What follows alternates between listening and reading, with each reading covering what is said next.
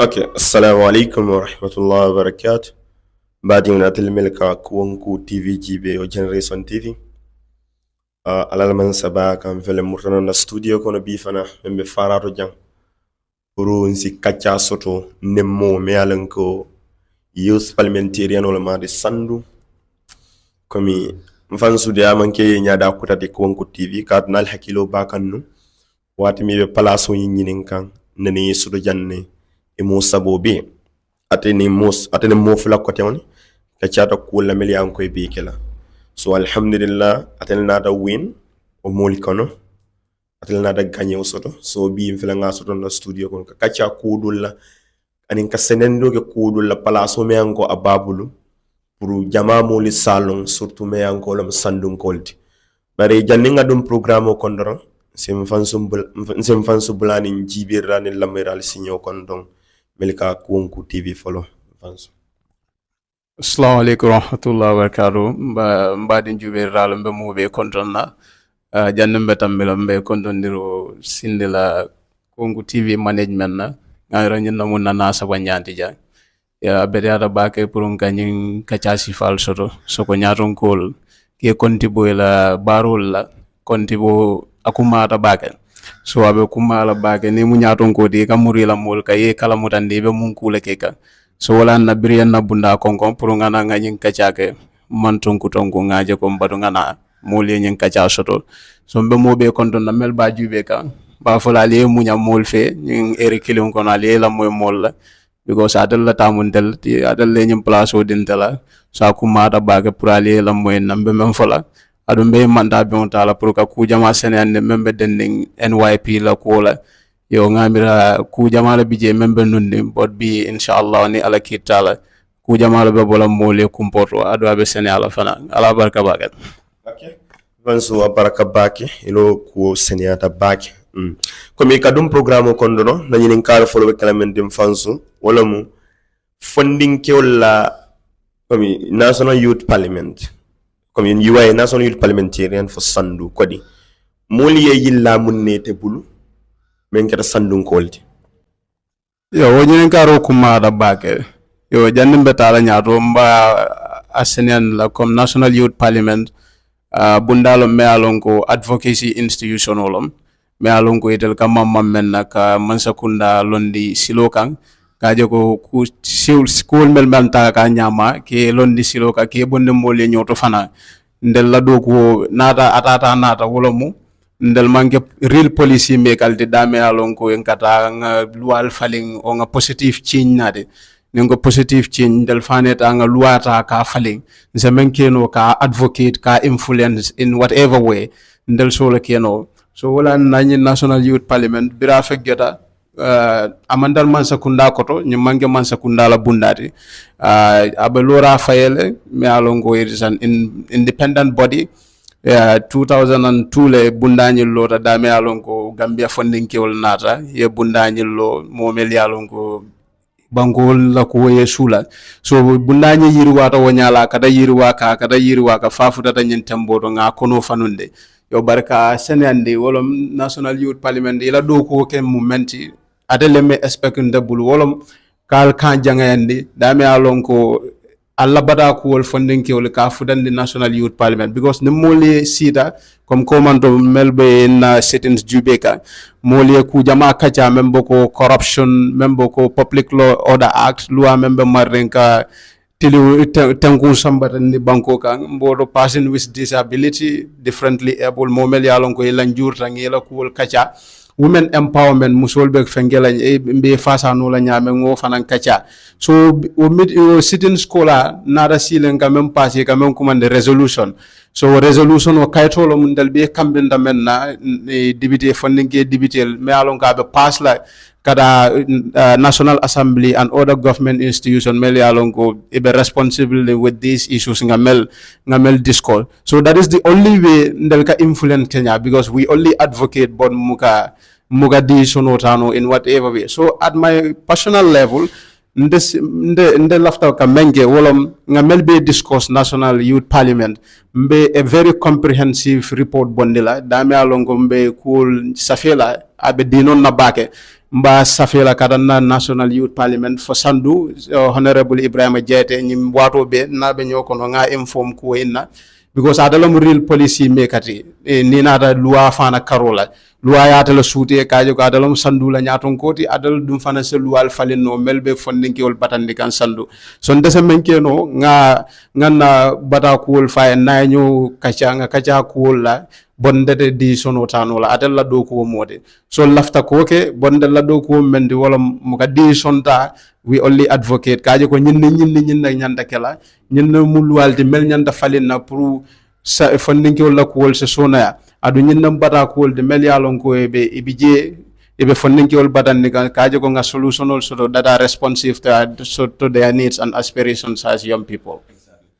François Baraka Bake comme ya fa ñamen dorong wala we tell they are only there to advocate comme you tell they are not real policy makers wala mo cool million ko inte dala nina da million ko kabalu nyali fali or is the responsibility of the National Assembly member o na me anko wala mo Ibrahima Jaita so mfansu o fanansi nyinin karo ke fo mfansu as a National Youth Parliamentarian fa siirwa ko donat no Sandu le bam funding ke la karo ya kuma da bage jannim bida fana nga woto senandi kaje go National Youth Parliament number 1 e mukandel fan jo comme salary tije me alon ko fixed salary bije kandel jo men na jo fan tije this voluntary ifana kata yake ke la more represent number 1 pour ko senandi kaje ko number 2 there is no special budget menka di National Assembly la National Youth Parliament la because nga fo komando komandar man sakunda koto you understand National Youth Council wala be man sakunda ko wala na wol e ka budget soto budget line through the Ministry of Youth and Sports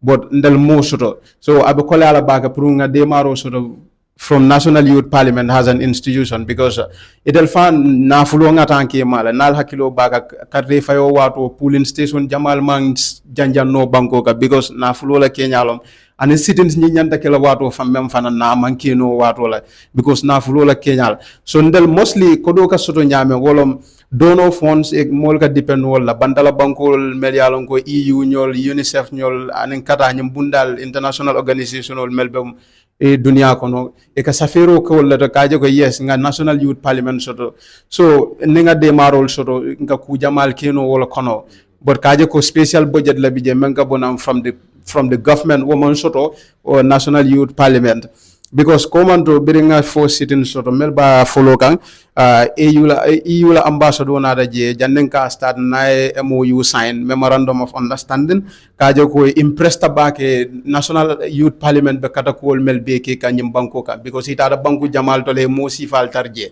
so e botole after ita da banko to birina da Gambia yaje ko National Youth Parliament bi they were quite impressed with the work ibe menke ka so yaje ko nil adal mu mol la no need because ni da banku dol to e fan ko dada e ka youth institutional or youth body londi jela but birina da je na yalon ko National Youth Parliament bi jar rek e ko no need pour ko bunda sifallo because ita lafta kamello National Youth Parliament bo do ku sifal leke so after mol ni kambe on sign dami yalon ko e mol fasa bake e be mol fasa kan adum be tenden naka mbulo di nyola sinin sama because nal hakilo baka na former speaker Omar Champion Champ afanam be nundal kono be citizens be kala bodanam from all the way to United States Canada so abe university mento will be alon the National Youth Parliament la do ko men di be kada ko men ke wala na la flight kana wala sponsor ka ko be ke ka flight joy to and fro pour kaje ko kata ko men be ke kan National Youth Parliament hanata manke man sakunda la bundad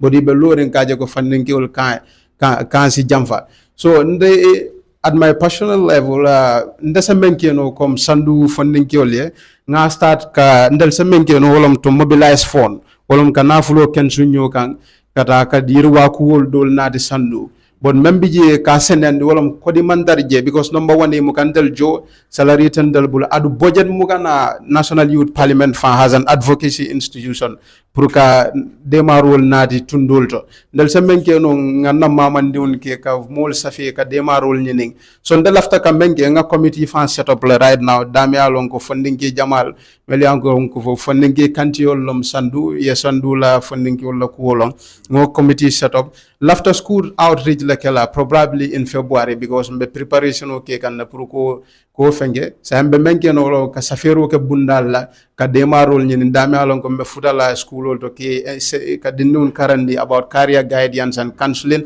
ke yaje ko bela ida lafta kala munnate because wakam mo jamala ma and secondly civic education kam mol karandi dinnun kaje ko ida la banku diya I muna mean because ka for wuluta banko ka damba me banko dunde ye wara galol sodal e nyanda kamel ke anun ku jamal bi je so lafta ko si fal ke o committee set up tal right now mba try kan na pour ka saferol ke mu bundal ya nim philanthropist mo kunkilin na mel ya lon ke ka mol dema isa jan be nafulo ken sun no la nyaade le pour ko tamande comme nga fo nyamen dunna birembe nyim place o nyininka comme school outreach for la but nda fudan wala school ol beto o capacity man soto so pour tilionin to nyaka ne lankena mo tama ko beto pour abeda da nga senen comme ne mam futa school ol melto mam futa sade ol la school ol da ala longo mangi nga nioti but laftala kaje ko nga londe new men surani na fulende membe mbulu benna dinnu an funding yol mbela life impact no la nyaade la in a positive way. Exactly. Kumi in school outreach, I think is going to be very important.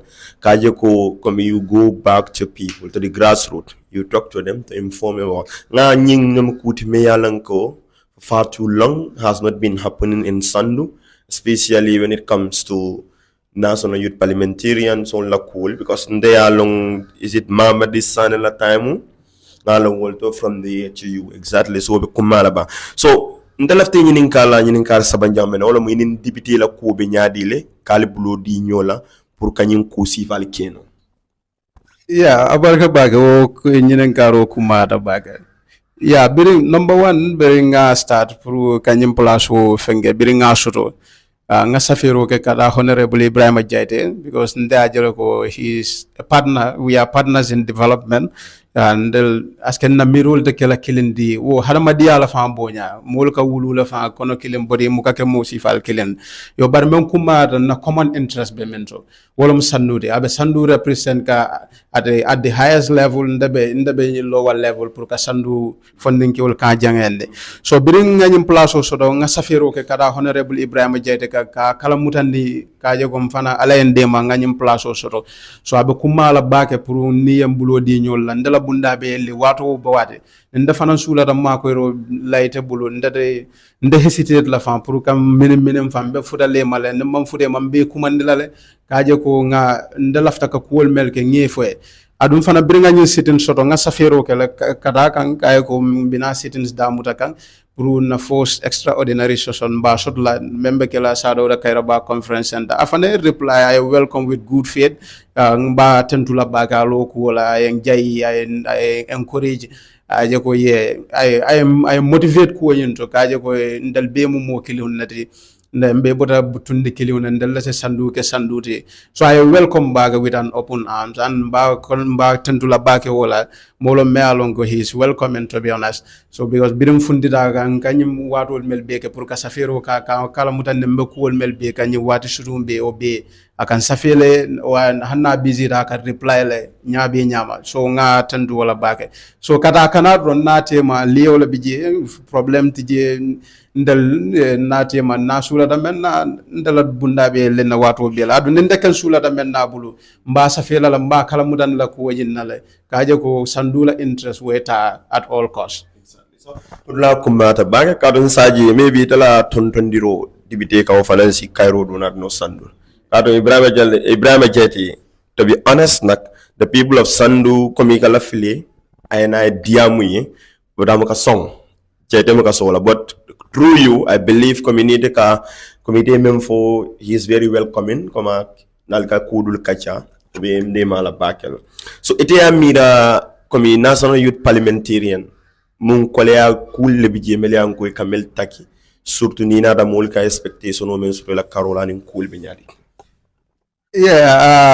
o kuma da baga yalo nebe place do surtout Gambia jang mol hamu adi la jiko ka wara bake ko même fambe ke actually on the ground is quite different so bar membe je wala ma nyanda lafta ka men food wrong all of National Youth Parliament kole akol wol da ban abol kono kom nga naflu même fo naflu ngata wo bijele nara nun ko do ka soto o hanarde indal e mugandal jobot kalo ka soto e ka budget support soto for National Youth Parliament through ale project call na the Sandu or any respective constituencies melbe be bankoka abe bedale bajala ko without little effort be impact dol kelan now tundol kan yo barwo mu ngata nding nga men soto and secondly bata men fanan soto abokono molla hamu ela jiko aka siaba expectation is too high because last time I came across about something dole reach out tanya kaje ko ngara foye mu issue la soto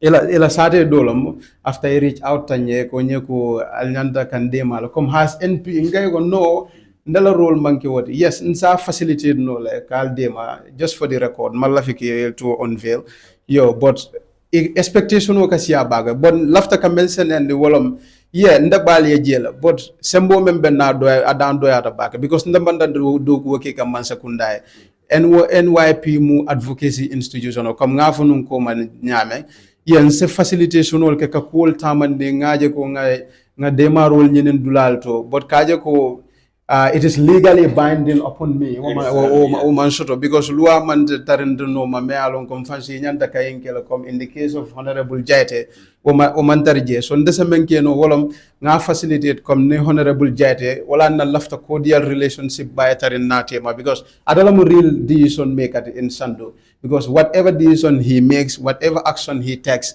or it will have either direct or indirect impact on the lives of the people of Sandu. So wala nani ndese mengi has an advocate because NYP parliamentarian or we see ourselves as advocate because advocacy institutional wala na birinde ni idea ke biringa regional meeting soto ndel mel bota san basi because ngo soto la bin define suggestion o din ko even though ni na NPL probably na political standpoints could be different. But I better back and no relationship building tema because at the end of the day, we are just an advocate. But let's write a comprehensive report. Let discuss throughout this period.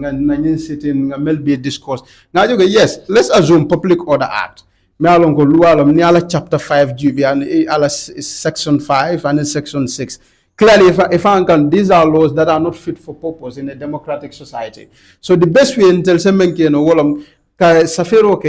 particularly in the case of Jaite, nyanda kanyin ninyin na falem because ni manyinge let's assume Sandu dinun funding yol fundita ye manota kapachangal daluta kana they march towards Diabuku because police station obije. Buffalo you are going on a procession.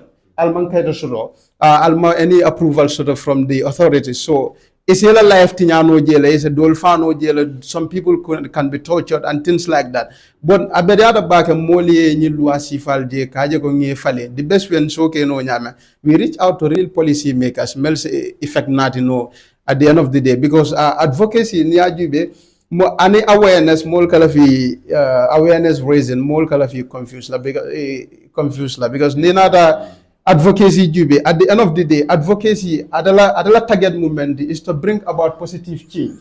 You understand? They say adala effect is it spread across. Malum fe understand that because awareness raising in let's say Dasilame. You understand? But will be probably have a direct effect on people living within that geographical location. But maybe Congo probably will do something.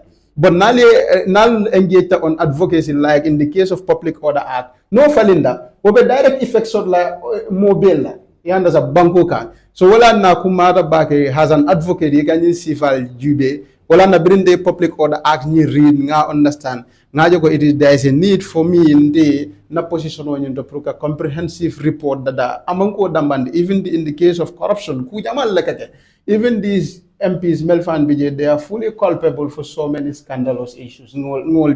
So, but abedada back, we hold them accountable. Kajako tilunin tonya etama, adunina the governance maralo, mensona ata bedi, puri mol kana sikosore. Well, just be transparent and accountable to you people. Well, nande whenever you call me, muka hesitate prukana because the more nkabori. Suspicion wakasia wanya. So amambeda. So governance niya understand the best way come comrade Madi Kafanyame sun sign is the best disinfectant because tilola malo wala ka feona malo nyitande. Niye fam fo mole mol bal na ida mujomalde. So akuma ada baka pruko senandi so this is it. So abaraka wa comme yo même fo kay wodula o kumata back. The more you run, the more suspicion ka siya kaja o kanya ja ka bori molla dro amantallara fanna. So I hope other people are listening to this. Iba mo ko mel bi bor kan alna al kana borde jama palaso ni yo mare mo ka bor kana al mol kanne hanni be même fo lat di at diale wala e be même fo labe kala kumalti me an ko mol be fango sotaro sotlaji. But you always come forward, talk to your people, because the reason why you are here is because of those people. So, come on. Mfansu, you are going to provide a comprehensive report on corruption as well as Public Order Act. So, female circumcision. Walam fallaji, o fanam big cool konomele ko be advocate kala. Ofana so dadano ya bulela report kono pour ka reach out to MP. FGM is a very controversial case. Ku jamala be fudira kono, especially me Gambia banko men kanjang. Mo la mirol mange kilindi. Doli aje ko koma it is anti-human rights. Kom harmadu nanyantol lekatinya ni nata musol la nyaka to tate. Sorry to use that language. Yeah, but dol fanan kaje ko from a cultural or religious standpoint, kaje ko na ado ni na dino le afenge. Yo, so ni nada law jibe law membije at this moment, como manya na kake ka fongo nyambara. So ndel semenke no ni nada NYP ka fongo na dije ka fa ko motion or ka fa o matter of the day. So I'll be men discuss that. So birim mo le nyim fongo ga nga start men na corruption, Public Order Act, persons with disability, and women empowerment in the context of education. You understand? So the office of the clerk, emotional to that. You understand? So the only way, the best is to deliberate on those motions. You understand? So come the most yes, this is what we should discuss.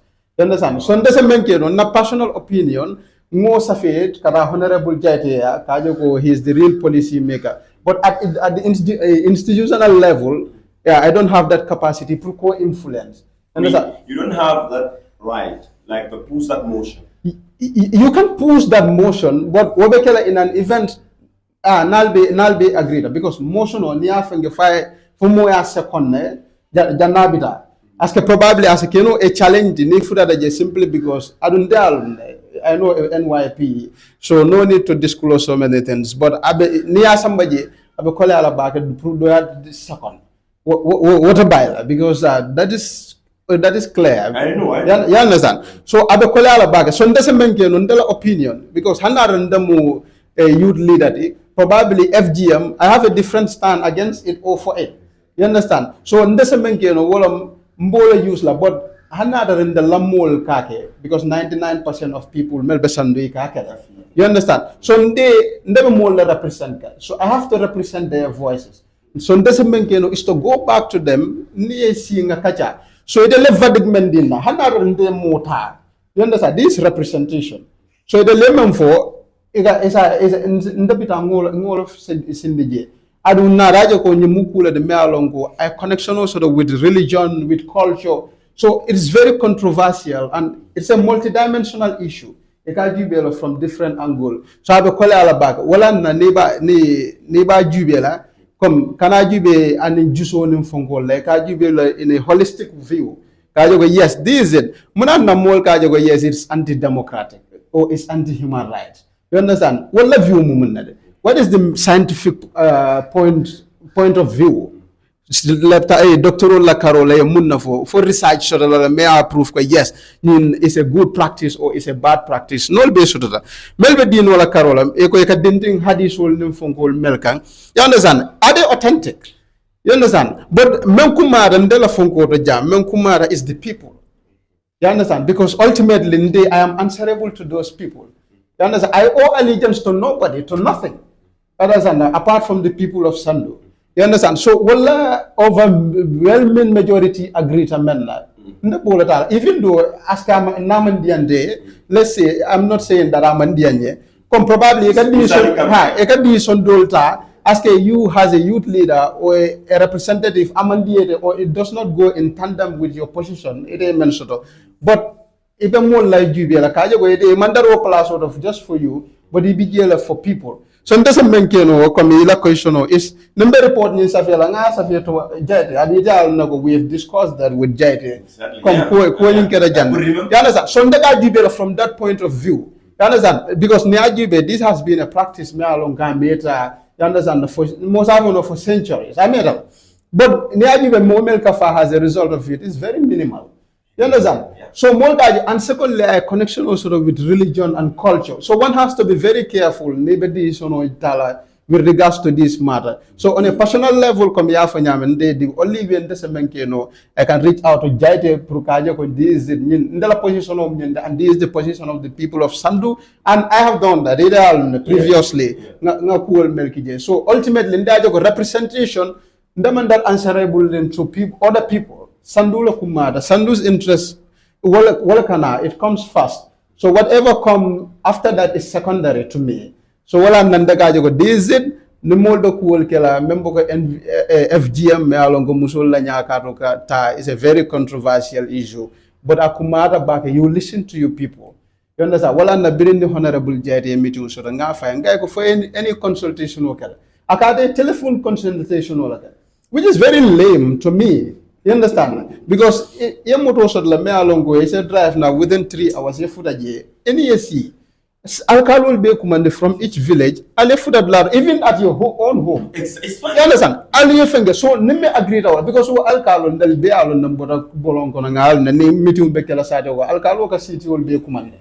You understand? So me indirect representation what metal what dan to babol bo for and we know that. You understand? So it commandi any kacha name agree along with this is the verdict of the people of Sandu. Yet a hundred woman but this is it. La position of Nina, they go say that tired and del pite. Fan so tired I voice the. Understand? La position of Nina, so you should go and represent that voices even though it is not to your liking.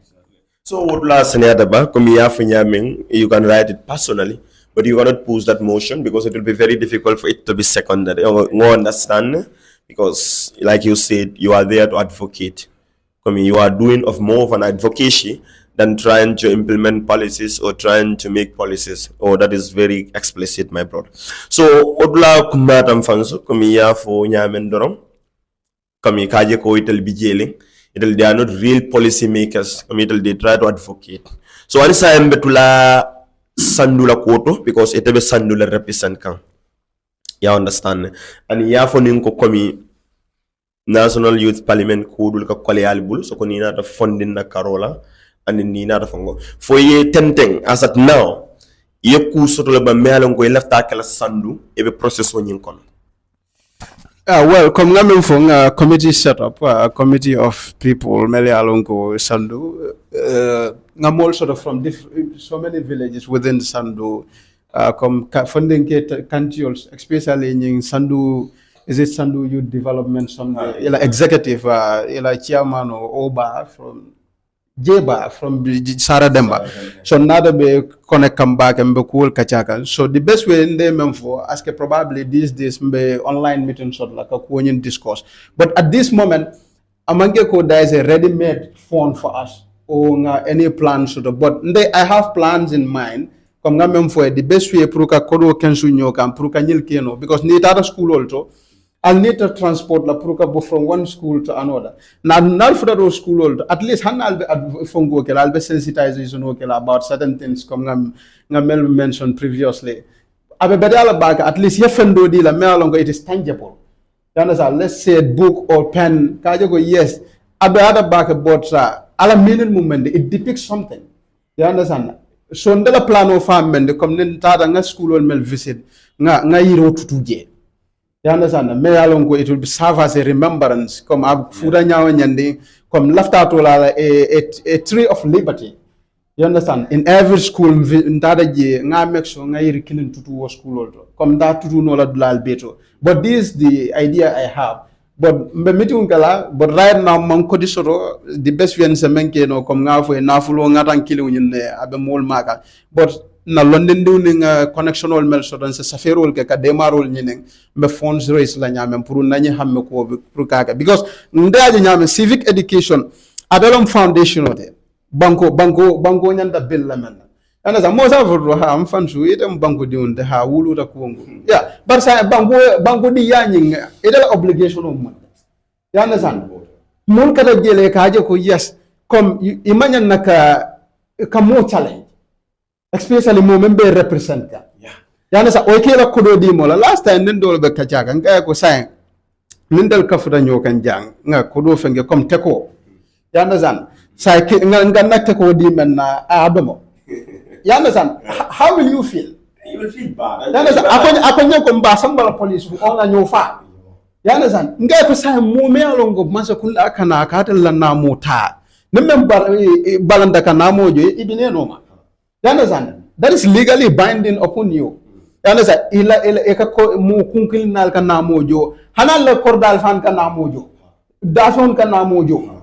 You understand? But say, wana mo la na famende pour ka murundal kannan kala life impact. Yes, near Sandu Jibe, ngajo ko of recent bring new administration on at least ngajo ko be nga silo ngara accessibility was on ada.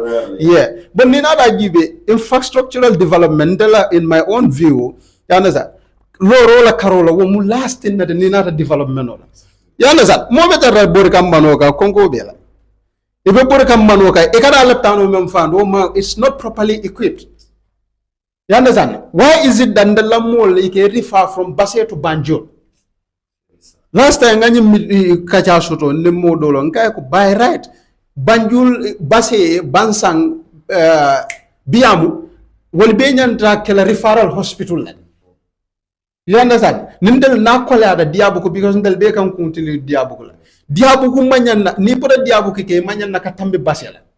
You understand? Fofo nyanda taraje menyanda tara Edward Francis Small Teaching Hospital. Ajanda tara basela.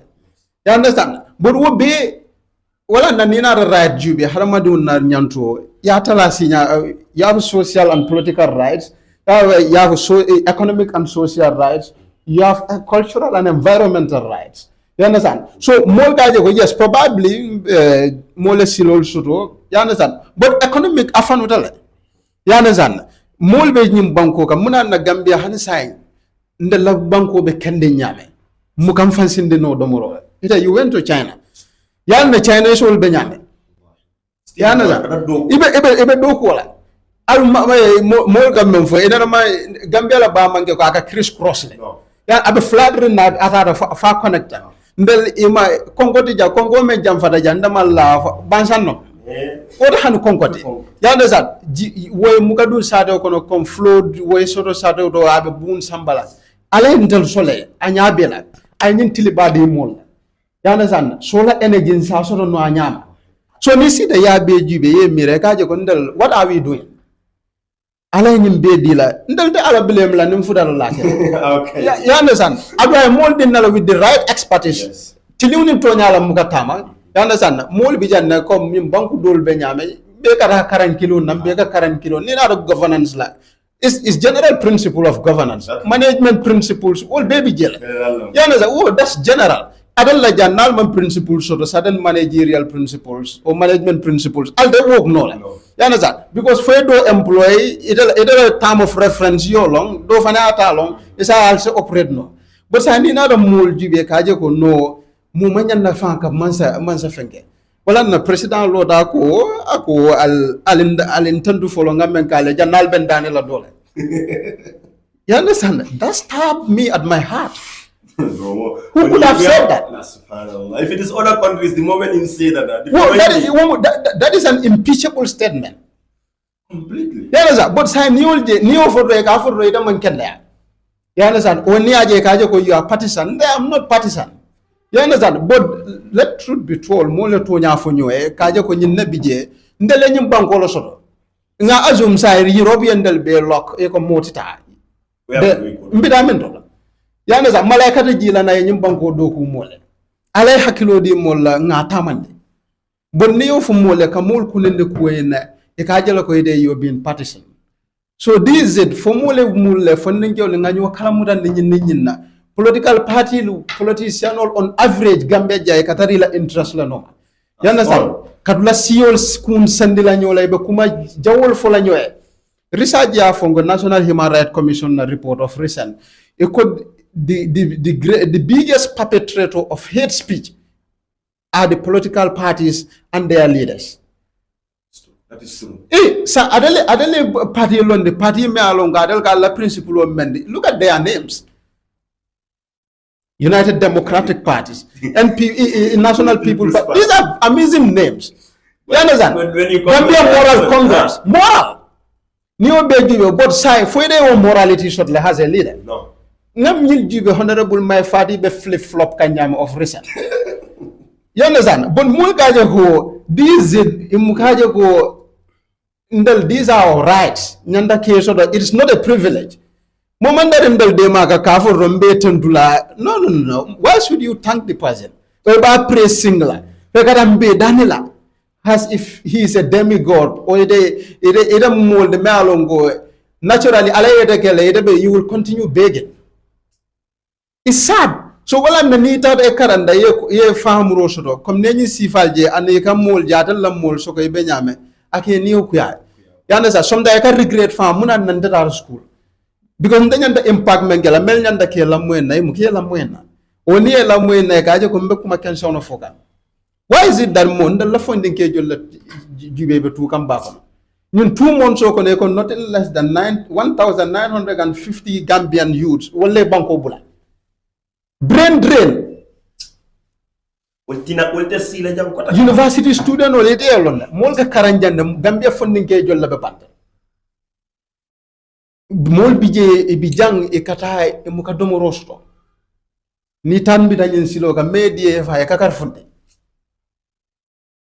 yana zan adu na fulo bijanne scandalol mel be kata ke kanja Gambia Ports Authority anin ku jamal corruptionol mel kata ke kan audit report la jube go and check that mulma institutional sort of mel yalon ko they are strong and independent. Gambia police force jube selective application of the law. Igaje go yes nyindo mo nyim party card ready ni la moy nyim fo mbida nga mutala wara nyindo do fo wo fa wala garawta nyemem fo you understand adu niyo ke rog ni selective application of law na aka menwulu wala you are trying to create an unequal society. You understand wala go yes come animal farm George Orwell ka fa nyame animals are equal but some are more equals than others. You understand so igaje go al be banko ka boral man kanya atel kataro la nyitande ka wala na kumata bringing constitution or 2021 draft ya fay comme ni ya read and ini okakuya because Gambia police force meli alongo Gambia la police ne police la fongo is about the life and the future of this country because the responsibility to maintain law and order. So during that process adal kam mul la nyanto tinya adal mo human right protector la de yana sa al kapton kakuga mealongo it is completely different from Allah constitutional mandate. But obeka nye menyitande office of the IGP amanyan na kela presidential appointment. You understand? So that office, let's assume that the IGP mealongo you can be fired or hired at any given time. You understand? So you don't have that security of tenure. You understand? Whatever men the fenge menje balunde be la mwelo. Whatever comes I for instructing the bolakela. You understand? So akumada bake ka institutional independent and constitutional protection of the IEGP and the institution abe mehed ka. So this is it. Wala na ni abe fudi civic education anyanda na la junale. Nda mo karan school, ida ma karan school. Yes. You understand? It is long overdue. Mul nyanda na la le nyin karan. Wala na civic education teacher they have a bigger role to play. Last time you news men ketanya teacher student o mealongo a girl ikam teacher muda ya fange civic education teacher la niyo jefa ka fa explain nya ka no go nyimari come he has the love of the country at heart but wo be ka menyitande ndel what kind of society mba men create ka go to TikTok ya jube membe ke kanje of recent Gambian wol katala ko mealongo certain delicate issues mol ka la focus di wala the real issues Gambia government yesterday was supposed to be react something me alongo it is a grave national concern but I funny video do status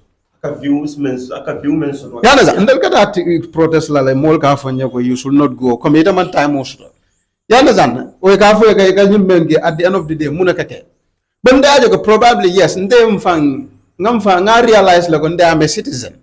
You understand? Aske nida moje, aske probably ita fana need the civic education na katambindal. Okay. You understand? Wala na kumada back ndel in our little corners nka sensitization okay.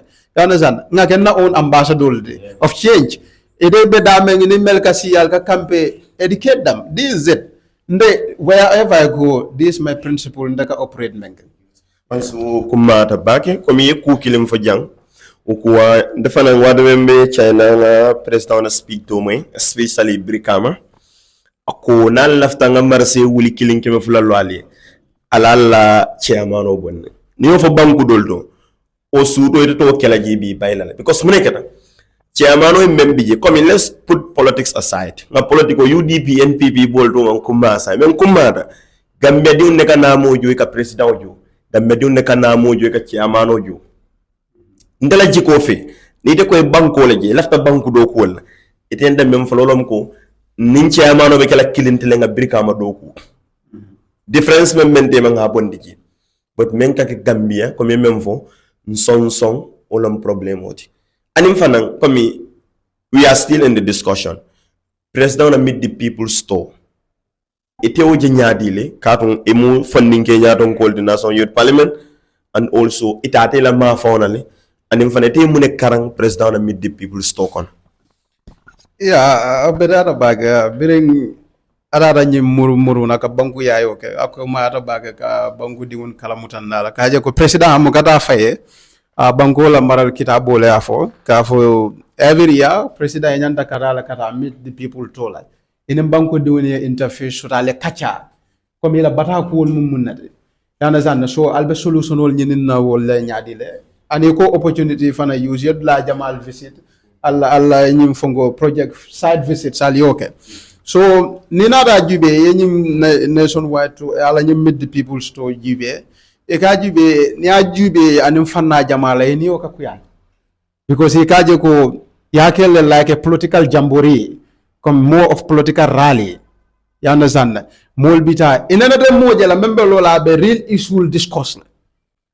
ne banjul jube ila MP ba last time I podium use la fongo nyi do meet the people to because another na areal fonga diamu sa le position o dinna pour ka diamu ngo opportunity soro akoy ka denan sababula in the same incubator you understand so ndel mamata ndel manke even Edward Francis Small Teaching Hospital 5-star hotel but what matters is the necessary facilities for bijel.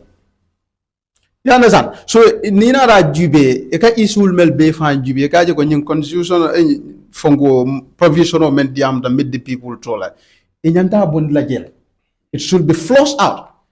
What is the role of the governors? You understand? Governor bijele pour que president represent at regional level. Ise menkeno afo regional governor le regional governor le yeta e side visit ke yena mol ye kacha. You understand? Now after in the governor be ban Saudi Kairawa jana conference center. Ale a very holistic fungo discussion also about things may be affected. Ibaje la fan wole be productive la dan albe dara lo jana minister be mul attack la. You understand? Mul be new attack la be kumol fole. Dr. Cissé ñol jubé ka kuma kan melfo. Ñi Cheikhou Mbale ñol jubé ka kuma kan melfo. Ibrahim Demba Sabal ñol Ibrahim Silla ñol. If I kaje ko the purpose of this meet the people store has been defeated terribly. You understand? So ni abe jube ndaga jala kon meet the people to ñin nafata la. E kata e banko la million dollar talulu. You spend je within 3 weeks. Ita kam munak at the end of the day what is the end product? E kam mune achieve. And then I meet the people to after that in a report bonne. That is the saddest part of it. You understand? Because neither near key, you do work. TRRC bring ibiri bula do ko at the end of the day a recommendation on the report deal.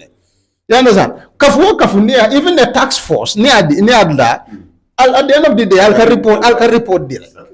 You understand? Hand minister ni parade they report back to the parliament.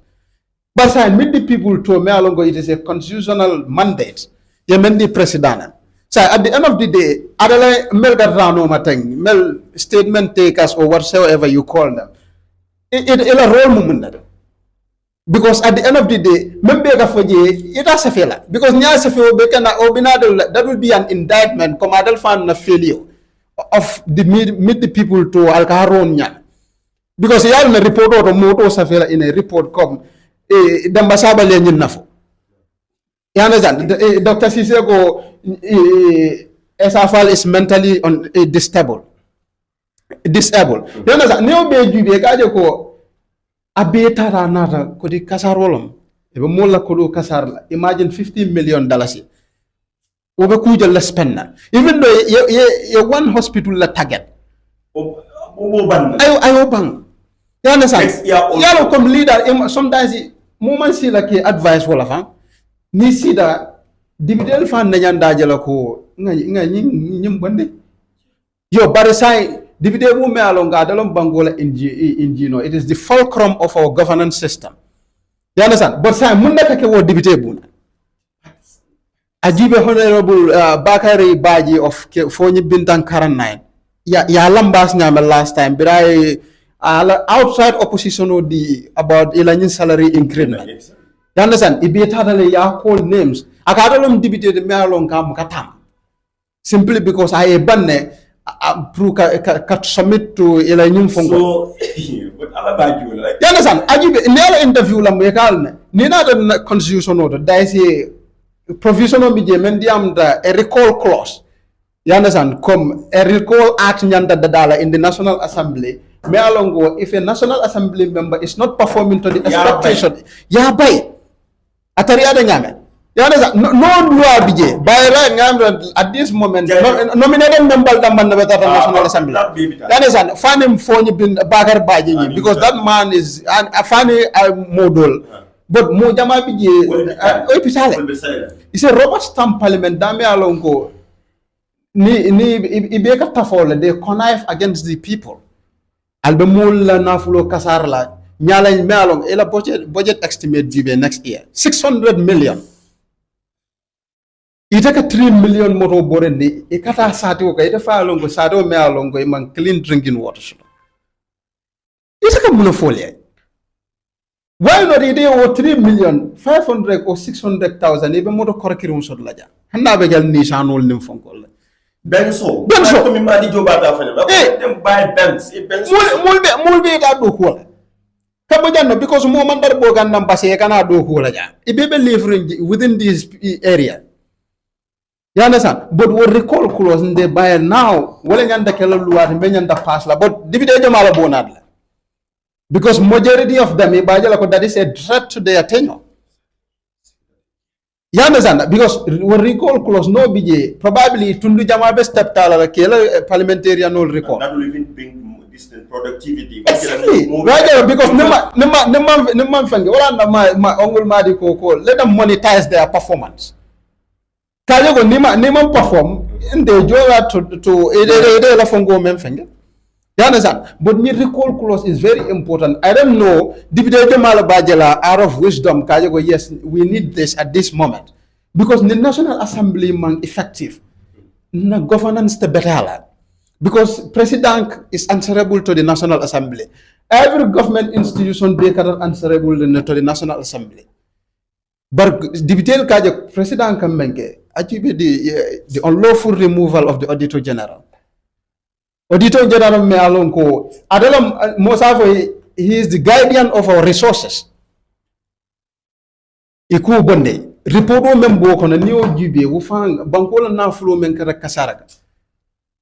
But in total ni ajibe gaje ko naful kasarolom ndela load la men wala meet the people so ya bonde mol la loi de kana bankola na flow kasara because he came here ndel bebe diun sot la me fudula le ndel de sonna nga bango men keta nyim bango be la alhalo be nyame ndel diun yo balu alhala sifa ko ne men wala na mol kaje ko nimmem funtita kamur na nyim bango ka ite be murna mun ite murna you understand because nga mol mel nga fu tubabo le mol joyande mol tilimbalia but na homegrown leaders mel ya longo be mol kunatende wala dangerous tan tubabo. It's better than Tubabul Fonso. Because other opportunities sort of now to correct the ills of the past. You understand? Muna I'll be just bringing something along go. It is the replica of what happened. before. So this is it. Ni sita ya mirega ko fundal nga mulla soto. Are they leaders or misleaders? This is it. Ani ko warla. Like comme yani ko warda I même foten comme corruption. Be just of recent I was reading something in China from 2014 ila manager do to 2018 comme bribery le mutamobulu yafa duko yafa and will manke muslimati Gambia jang minister fonye meliango kafiro lo muyiti manke muslimati per kola anin jong and per probably per la femme perform ka well ibet mo la foke ina muka peri moya lo podium mo tay mo neni ina muka peri moya kuma jaw fo moy e muka peri mo peri is a real technocrat sa muslime alen quand fo moya fo nyako ni in UK one of the European countries soaring ñinata ako ela ñaton ko moto fulale babul moto do mu government ne wodiala lundo a mistake ta atata sanso ka fauna moto kono watra nda kala government moto la kono ako kabriya londoro ayalon koy balon kan pour to avoid the situation comme kata ñato a resigned ako because amal la fa diwni yena ya fa ko de fama ne kupono tal ya kala moto kono amba ken na moto kono kupono rek say could you imagine tel la jang e ka fa minister ko just of recent Ministry of Finance e munefo e kuma fo me alon ko wani silo fo manta self contradictory ibe fan contradict le kana mur ko te instead na banku diwni bolo say e kana fa ko ha ko itel ya dundi nyoko mu nekata e même fo comme awareness in the civic ning atije civic education is lacking don't buy right to be lack come on amanke kudo tide but nyim banko mum betalti ani alikiyama alabe be nyinin kalal politiko manke dunia koti politiko alikiyama koti mel be kalo podium o be ka kuma kawne fo alikiyama alabe nyinin kalal manam fe yolo ne ba ete kalo ka banko de be nani ka banko de be filindi dala so me ya domo wallahi nga kawandi la mo ya ba foka akoy hande na no me ango kono bala me muso men kono bala de na mo wul folo al hako bi je ne ko do nyindam adu wal ka bam mol ga fe ke sankaya fa ke ba ko mo yi sankaya ni ma jono ko be de exactly because the moment be do go la mazakuna so a high ranking official mo nyande hakilo to layla ko to back yeah because mo ya na banko kan corruption is encouraged rewarded and promoted. You understand? At some point, you can decorate the fans. You understand? In Kapa or in Fonko Jibe, Ministry of Finance, come here, Memfoka. Anytime you have to take a clarification, okay, it raises more questions than answers. You understand? So, what are you clarifying? The best way, the honorable thing, I'll say, Wolom, Alena, you'll apologize. You understand? More mel be responsibility, wala, I'll hold to account. How is it possible that adel ko mella julo balla wal fundida na ko ela julutal ada ko Minister of Finance malako wo areas ni has been cleared before. You understand? But sa munan na wol benale bo statement sifa fola still banko di umbe be sire few people la kata ajibe kunum pira la fo government ne member ko ela price flow nyintala bar faketa yo bar sa hanno manke so what can mean that is a vindication come melfundita they are on the right track. yes You understand? But still you samba courtle they are still going to court simply because he fundita to hold pura to accountable, which is a public institution. Police will fundina still we go back to the police because police will nyanda nalako come it touches every aspect of human life. Ajibe mol mel tilimbaliata wodla bol bije fa merol bitaka they were going about their business yeti agas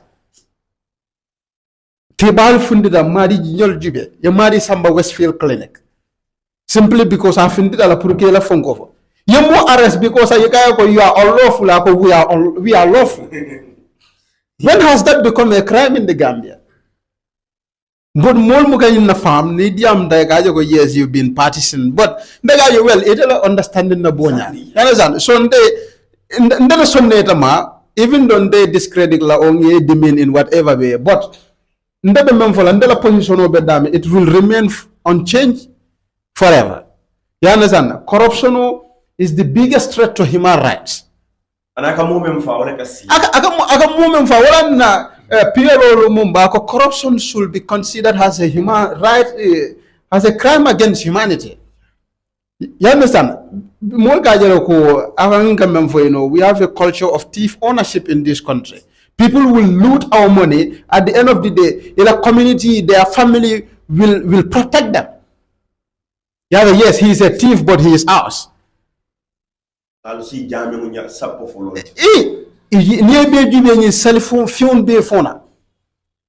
is the essence of that prayer? Namandari de la life change ka. You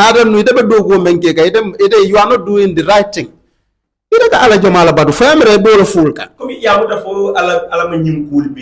That's what well, no more guys go to Babu advanced. Well, Alamajina, Mamalaka descend and pro the dog. Nina the Singapore, when somebody Singapore, the first president Leo Yung, I because of a accord from the first world to the third world, the story of Singapore. Leo Yung, Brana president, Niala Bugonyi read, ala first line, ako I buko karana menka mul karane ibe how to cook. How to build a house, but he has never read a book menga mo karande come how to build a nation. Akana mamira at the age of 42 alabe Singapore dun la bulo kono puruka mara, a landlocked country. History anyi dande ko Singapore ni Malaysia were one time fused together. Kono nene atem menga puruka Senegal ni Gambia ke kilen. When nene kedala for 2-3 years after he disintegrate Belote has independent nations. But in that year, 1965, Gambia fancy had Singapore in roughly 3 months. Ha! Because of Buko Konangaji, the year of independence, around somewhere around, is it June or May? Are they cool? In 1965, Liho Yue corruption identified as the biggest threat to development. Nio Fongo Jibe, ala friendole bije, ngara minister Lamano connector. He was found culpable for corruption. Alamuso kana aka fenge pure kana subjected to law. Akala muso ka even itala mete ni de nyinge loi men folo betamale kunna. In 1991, is it 90? I resigned without any election. Atalafan resigned. Kaje ko this is the right time puruka banko falling. Ndeji doena. No matter how good a dancer is, he or she must know when to leave the stage. Very right, definitely. You understand? So he left at the right time when he could have stayed longer. He knew that if he continued, and Adal no saying development will be kega nyame abe change kana londol ka falinne dinu na binaka melialon ko with new ideas. That is a Negambela history jube. In 1965, it was trendy to study political science and international relations because we were agitating for political independence.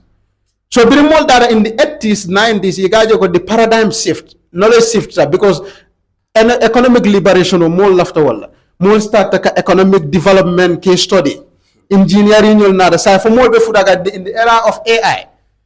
Exactly. You understand? But sanga assume ko jawara kada wulla of blessed memory akada wulla for be gambel faith better ranya.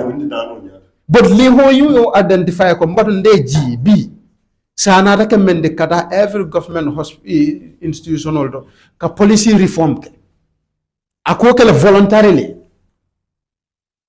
So ni na liho you jube yo compare dun afano study the England. Come na sa daw dañol be study the England nyame because England ne Malaysia ne Singapore be colonized. But I will identify another policy londi je come every school going child ni that at certain level of your academic career ibe military sa I military londi school okono in order to create better citizens out of them because I don't know ko the biggest resources one could have for a bank also doing sort of they are crop free. You understand that they are so determined and committed to defend and protect the interests of their country. But that is a totally different case near Gambia Jibe. Completely different. You got under Singapore nyol te banku kile. Nta dunia kilin na fa. Adu tilomen ka baja wala ka ba nda le resources men so role mo so. I more welcome nanda ka I policy men fana nade ni foreign investor nada ya company nada je. No managing director mu foreign alde assistant managing director be kala fongol. Everything is privatized. Hanan na public body parastation role felandi BP privatized. Mile 2. Moje ndem mile 2 fa bo privatized la fa ko do so daje. This is the right time.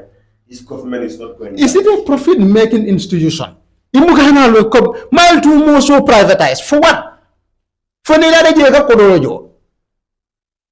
Wonanda kala rehabilitation centrality na mol mel bije aske dol tata mile 2 amanke sawote dole mo dol fa aske man taw but alnenda ka menkela alemme ci karamulo mile 2 kono isa ni mo fundita ata murra kuri yala ka menke but sa ne mo dund mile 2 na fundita ata ka was fa bira bitak because the situation there you expose men je condition ni gala boy sol mel tata je no dun daje ni jube do fodo yala den ko di dolay bira ka finde ko dol bije fay ka ñina wol fan nala ko ñil bije wala case file wol hena code wol be kankan ni wodla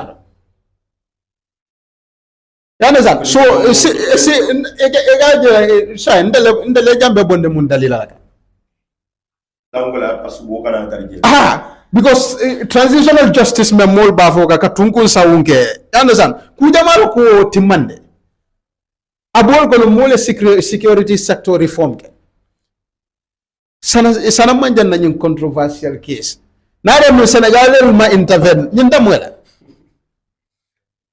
itamola adu jongula jolle be sirim outside ibe je they are going about their business mo mu gefenge ye mol mel be killed in the of rights violation ya jambel time tuba bol leke Michael Sankor ya Americano le akidin baylo fo jaman na makindin odo o yo kidin de Switzerland sandal la mol be mun step la keka towards that bunda men fanyan da wol kidin lay mo falon let's assume ya jambe na tan del kunna bi pam ya muta ale mu legal framework le law al ba subjected la men because birin kumba men ni ñol nata legal framework bi jela me along go soldiers who decide you understand ni nata al be marraten well let's assume former president me along go ya charge le for rights violation alla judiciary institutional be nya la pour ko try ta high court kunu nambora je palanterol kata tering final to woka adungo wolom the house of justice last time ye flash kirino sunya high court so ni afu mol kay ba exaggerate ka but it's not that you understand these are the actual things on the ground so I better back ko e ka mol kunin ni sifalla e saje ko mol because at the end of the day nin carte fayo sita mo kilun ñel le telle be mural ka muna nay be banko be fengela they are traversing the length and the breadth of this country ibitakan to seek for your mandate but sa dal kam mun na fole wal kam mum fale comme fa alga firinya de mo na do na le ñi ngembe ngela ndele fake promise jolla ji wala na fondinki wo kasi carte fay lung e mu kata carte fayola because unfulfilled promises aka voter apathy la nade but this is more mandatory tonya Gambiano on average sorry to use but tilion tonya mo gatarol corruption o juben at every level everywhere na suutiol jube suwo kono e ka suutiol jalabe suwo ka ifangal na gabe ko men ke ka ison don aka disono dota me alon ko mom ka challenge ko inna ni de am day ba fole monkulu ni tuba bolje at least e ka dinno e ka family meeting so ye be la opinion of wo ma din ni ake de ke ba ala busi buluda wo kam ni dan ni la ko ala ke amede damma malaika dade. You understand? Aske daga judu dola wala idea betati tata. You understand? But kaji ko nga mold and the society this culture of silence. Ndem kalafala. It's not good. Wala nandel melbe kabonan jana before ebe system mo infiltrate like a tora. Next time. Because je ka mem fale do atel kenyanda ke adel insafo no naturally ala adel dadala to follow people. You understand? Wala na mol muka hanye to leadership position all that. And we should take them now. I think it is high time that we take them. So the ndaga in the formal be. Ye right man soto yo right la soto. Kane fanje ko de you are secondary. You understand? Ita ye kara menge men kuma da ye qualification o soto ye da ye place o nyinen. You understand? Bon na mu e ba fole ko dum man sakunda ni dum da man sakunda be do ko soto. Mo jël la be joining the ruling government. Eman do ko soto. University la areas kadar government na muka jono. Molbe University for 10 good years. Eman jino. Because the tuition fee man clear. But Adu University is a center for research. But the reason African government on average they don't invest more in research and development is because that is a threat to their government. Because the more they research, they will be able to create ideas. Yes. Make ideas create, they will be able to use that as a gateway to platform the course. Muna na research center for research and policy CIPRAS. Na CIPRAS nol di jan mel yalo ngelo da janka for 2 days before the election you go President Barrow be win. I mean these are scientific research. But nenyim fenge government African government wol ajibe university mo jol la ka jije an academic good academic essay ta safeno. Say that again. Look at that in the PJ. Listen, the way we are trained, come we can train me. You need to do it on your own. You need to try on your own. Sorry to say, Kunumbeno institution dolto, ela research department is terrible. We know that. You see you go to Ministry of Interior. Well, ela infrastructure, ndema institution, jamena infrastructure protocol si. Adu we should advocate for that. Government nyanto ko jubel. It should be highly sophisticated. Bangola Ministry of Interior.